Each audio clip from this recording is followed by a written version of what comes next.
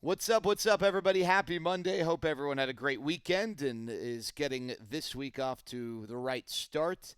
July 4th is coming up on Saturday, so I know some people might have short weeks with July 3rd coming up on Friday. If you do, that's awesome. Always reason to celebrate a short week. If not, that's okay. Hey, I'm going to be on 105.3 The Fan a lot this week. Wednesday, Thursday, and Friday from 7 to 11. And then typical Saturday, Sunday combo platter, 2 to 6 on Saturday, 1 to 5 on Sunday.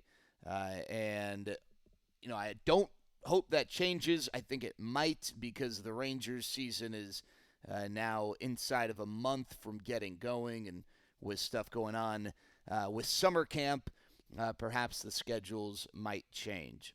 But before we get into some football talk, a few things. One, I'd really appreciate if you'd consider rolling with me on this YouTube channel, just hitting the subscribe button. It's free. It really costs you nothing or impacts you very little. If you don't like the content, if you do, then it's a great way to kind of keep in tune with what's going on. We got our typical 3 Just Saying videos this week coming out. We got another Sports Broadcasters Roundtable. I'm also going to jam with David Murphy to talk some baseball as we continue to get excitement for the start of the 2020 baseball season. And I'll just say this. Am I skeptical about all these sports getting off the ground because of the pandemic? Absolutely I am. But still going to try to be as excited as possible until we get that stop sign thrown up.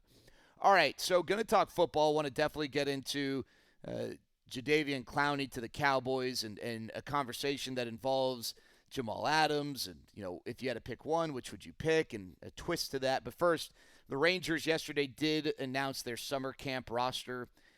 It is a roster that can go up to 60, but I'm pretty sure every team that I've seen so far fell short of 60 because that gives them some wiggle room to make some additions when some players become available.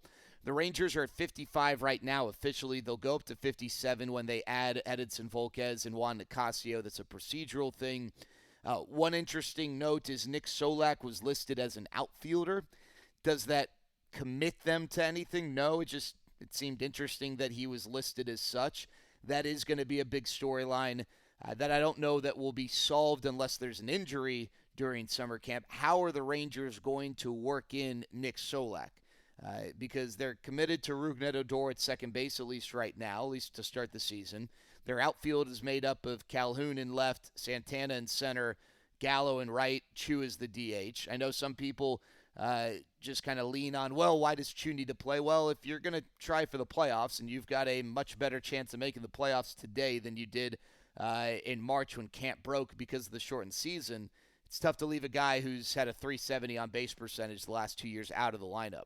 One possible solution, if the Rangers aren't confident at the work getting done at first base between Guzman and Bird, is Santana goes to first and Solak plays center. That would be a way to maybe work everyone in without injury and not take away the bats we just mentioned. A young guy to watch. Each of the last few years, the Rangers have had a guy start in A-ball and work his way up to the big leagues from a relief position. Last year, we saw it, I think, a couple of times with Pete Fairbanks and Emmanuel Clase. We've seen it with Ricardo Rodriguez. I think that Alex Spees is an interesting option to maybe fit that same mold. Now, it won't be a traditional path because of a shortened season, but the righty who was drafted just after the Rangers selected Cole Reagans a few years ago has had arm issues. He's moved from a starting role to a relief role, and he's now throwing 101, 102 miles an hour. I don't think the Rangers are going to rush him if the stuff isn't there, if he's not able to command that stuff. But if he is, I don't think he starts the season a part of the Rangers' 30-man roster. But injuries and his maybe progression, a part of the taxi squad, could lead to his presence at some point in that Rangers bullpen. He is a young guy that you probably don't know much about, who I'd keep your eyes on. All right, let's get into the Cowboys. Jadeveon Clowney, Jamal Adams. We've heard a lot about Jamal Adams and the possibility of the Cowboys acquiring him via trade. We've discussed the name Jadeveon Clowney, but that's really picking up steam because he said recently that he would love to join either the Cowboys or the Saints. And he's got more control than Jamal Adams because Clowney's a free agent. He is probably looking for a one-year prove-it deal. It seemed like earlier in camp, maybe earlier in the offseason, he was looking for 17, 18 million. I think his desire for a one-year deal is heightened by the fact that he's not getting that number, it doesn't seem. He's probably going to be closer to 11, 12, 13 million dollars. Let's just quickly give you an overview of Jadeveon Clowney. Obviously, he really got a lot of attention because of his time at South Carolina, a massive hit in a bowl game against South Carolina in the backfield. I forget which Michigan running back he put on the football equivalent of a poster, so to speak.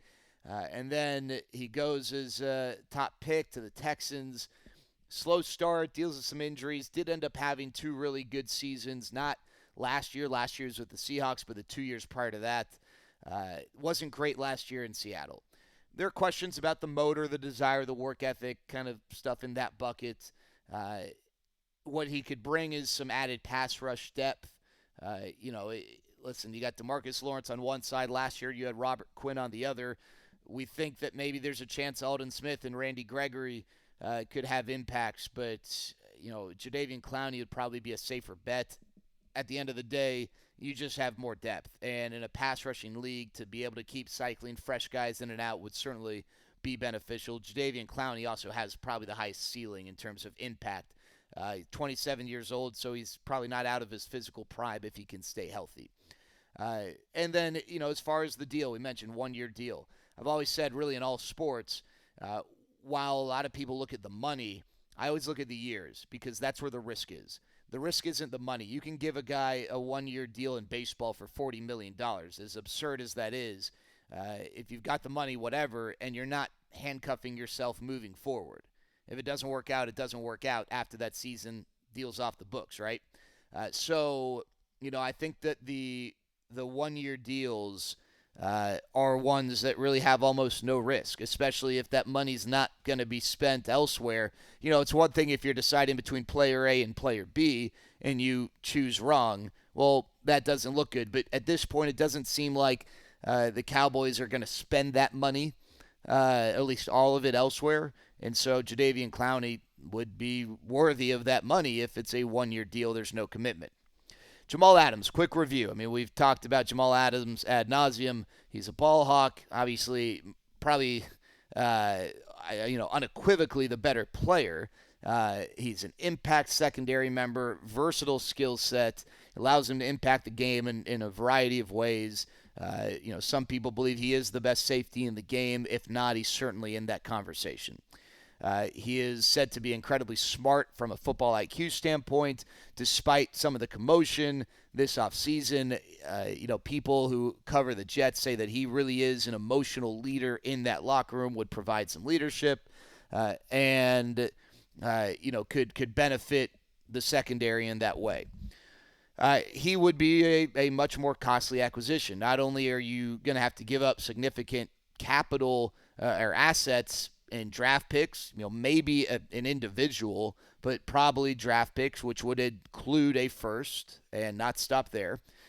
You're also going to have to essentially commit to paying him because you're not going to want to give up what you would be giving up in assets if you're not going to pay the guy when he's due for a contract. You're looking at a hefty price tag for Jamal Adams, much heavier than Jadeveon Clowney. So if you had to pick one or the other, where do you go? If it's me, I go with Jadeveon Clowney. First of all, and again, this is if I'm picking one or the other, because there's less risk there. And if I'm going to pick one of those guys, I don't think either guy individually is good enough to make my team all of a sudden a Super Bowl contender. I just don't. So I'm going to then go with the guy who isn't going to be as much of a risk moving forward. He's not going to take away my first-round draft pick, which is going to be even more important when the Cowboys sign Dak to an extension. And then probably a fourth-round draft pick or something comparable. That cheap labor is going to be important once you pay your quarterback. And the Cowboys are already kind of doing that with a franchise tag. But moving forward, that's going to be really important. We've talked about safety not being the most impactful position these days with the way rosters are built. That's one theory. I think there are multiple ways to get from A to B. But again, 1-year commitment with Jadeveon Clowney. I could still get Jamal Adams in the middle of the season or after the season if I want. If things continue to materialize the way they are. But if asked to just get one of those guys, I'm going to take the lower risk guy, and that's Jadeveon Clowney because it's only a 1-year commitment. Adams is the better player. Clowney's less risk.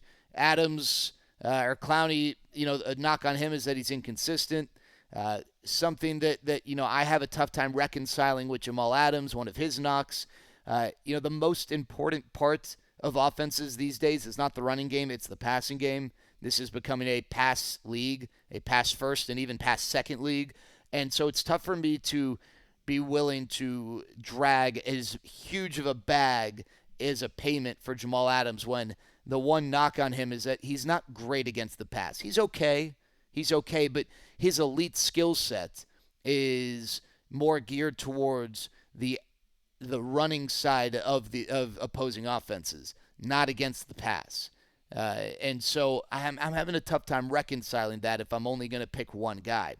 Now, you need more help in the secondary, and Jamal Adams obviously helps that, but I think you're going to need more money and more cheap labor. If more money available, more cheap labor if you're going to pay Dak, and Jadeveon Clowney gives you that freedom, that flexibility. However, I think the Cowboys should go and get both. And I know I just talked about less risk and maybe making the conservative approach, and that's because I don't think one of those guys puts the Cowboys in that Super Bowl contender conversation. You get both of those guys, you now add the two most important levels, the front and the back end of your defense.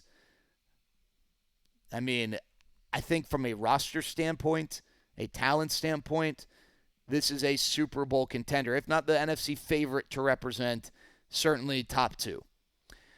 Here's why.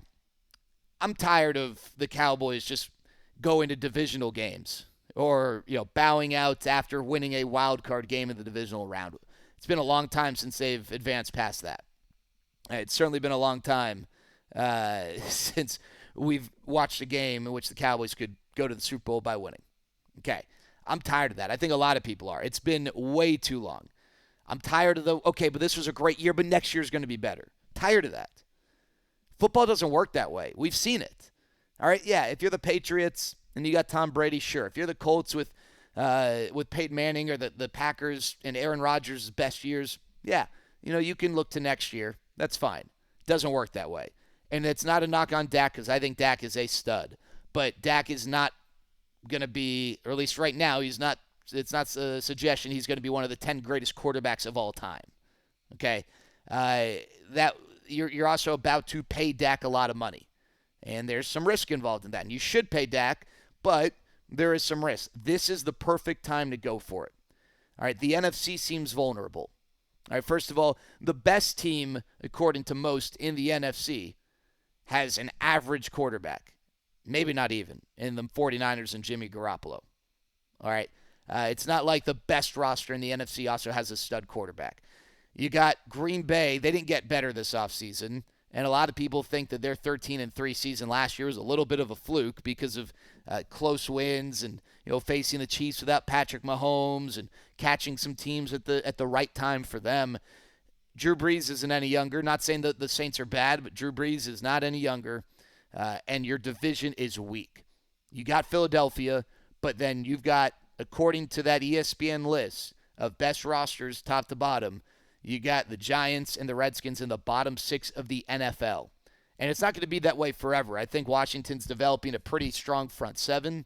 Once they get rid of Dwayne Haskins and get the right quarterback, that could be a tough team. Who knows what steps Daniel Jones will take and how that will help the Giants. But right now, you've got a weak division. Jump on it. Is there a risk? Yeah, there's a risk. Not as much risk as the Rams took a few years ago, but even still, the Rams got to the Super Bowl. It doesn't change the fact that you cleared Jadeveon Clowney after 1 year. It doesn't change that.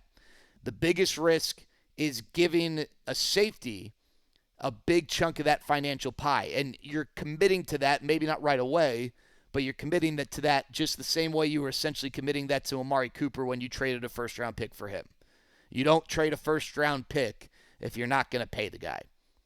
All right, the Cowboys need to be able to rely on the draft, and giving up draft capital, which they're going to have to in acquiring Jamal Adams, is a risk. Yes, and that's not going to help them moving forward. However, this year doesn't matter. This is the year for them to be aggressive. All right, you don't need to make your defense elite. Adding Clowney and Adams makes your defense above average, much like the Chiefs' defense last year. You now have some playmakers. You could have a little bit of that bend, don't break. You're going to be a turnover-creating team. You don't need to have an elite defense. You have an elite offense. Now, take that elite offense and pair it with an above-average defense. Neither Clowney or Adams alone gives you that leap. Those two guys together do. Take a chance. Take a risk. It's time. The Cowboys like taking risks on individuals. All right, we've seen that for years and years. Jerry Jones has taken risks on individuals. Now it's time to take a risk on the team. Get Clowney, get Adams, sign the extension for Dak to create the cap room. If you've got to then rearrange DeMarcus Lawrence's contract, do it. Are you going to find yourself in a tangled web financially moving forward, maybe 2-3 years down the road? You might. Yeah, you might. There are ways around it if you're smart. You might. But I'm tired of, divisional round, sweet. That's great for some teams.